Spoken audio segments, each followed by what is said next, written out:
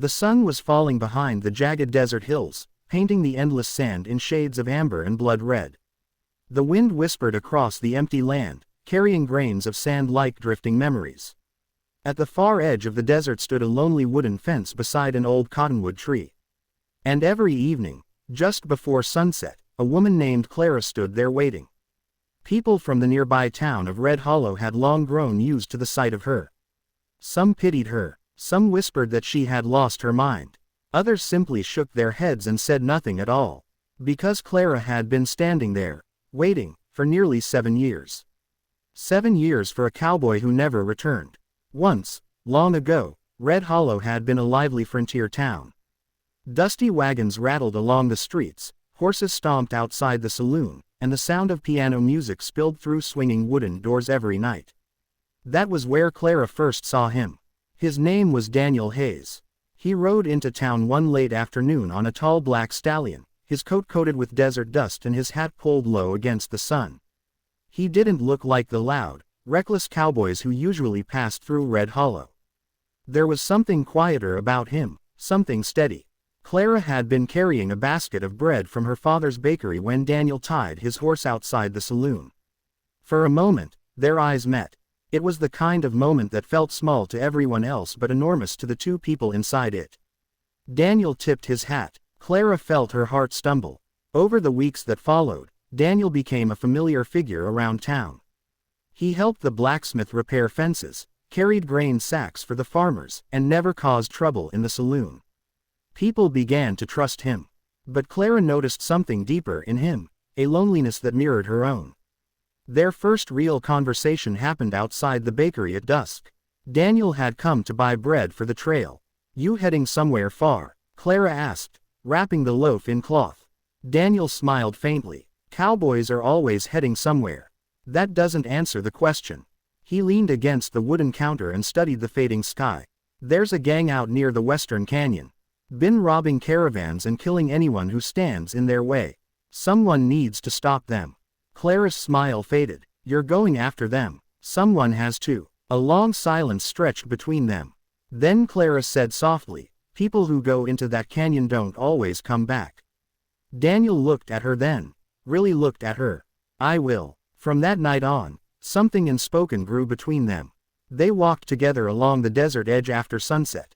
Daniel told stories about the places he'd seen: endless plains, frozen mountains, towns swallowed by dust storms.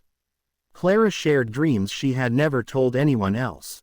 Dreams of leaving Red Hollow, seeing the ocean, living somewhere the wind didn't carry sand into every doorway. Daniel listened like those dreams mattered. And one evening, as the stars filled the sky above the desert, he made a promise. "I'll ride out tomorrow," he said quietly. "But I'll be back in 3 days." Clara turned to him, fear in her eyes.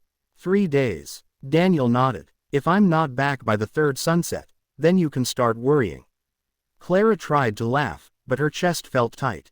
"You better come back," she whispered. Daniel stepped closer, removing his hat. "I will." Then he kissed her. It wasn't a hurried kiss or a careless one. It was slow, gentle, and filled with the kind of promise that felt stronger than words.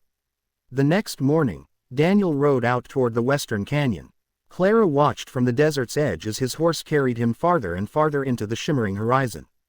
That was the last time she saw him. The first day passed slowly. Clara spent it pacing the bakery, glancing toward the desert every chance she got. The second day felt longer. By the third day, she could barely breathe. As sunset approached, Clara walked to the old cottonwood tree at the edge of the desert, the place where they always watched the horizon together. She stood there, staring west.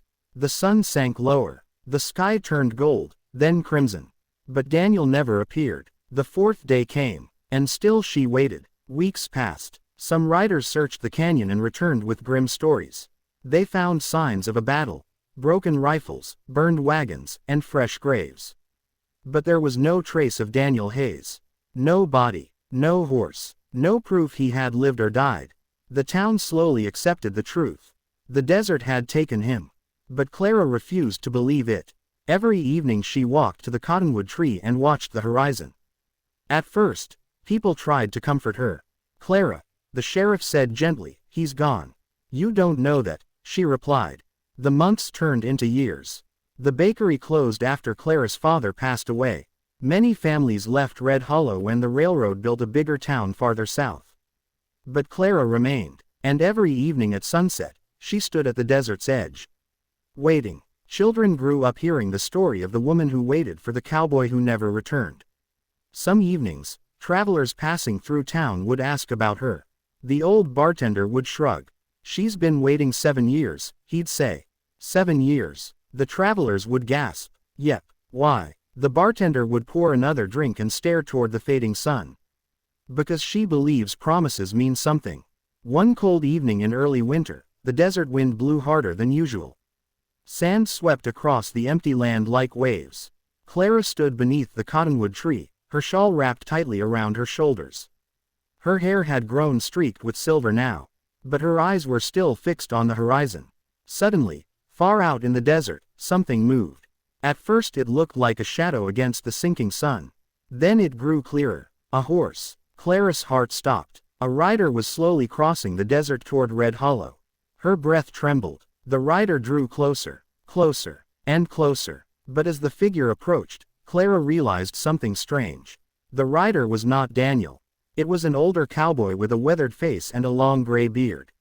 He pulled his horse to a stop beside her.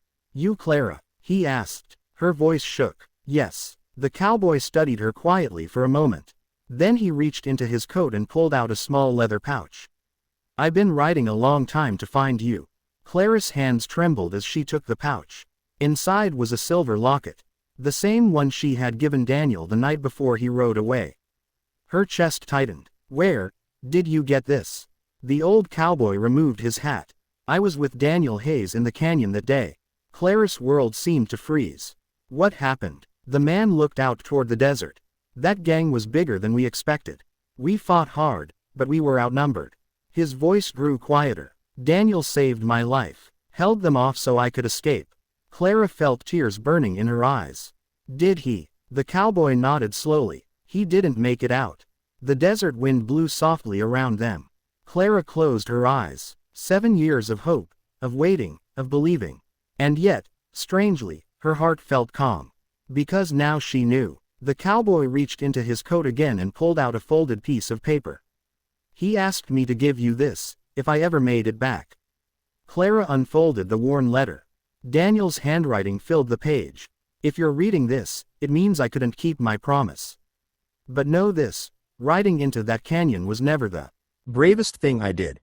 The bravest thing was meeting you. Waiting for me might break your heart, Clara. So don't wait forever. Live the life you told me about.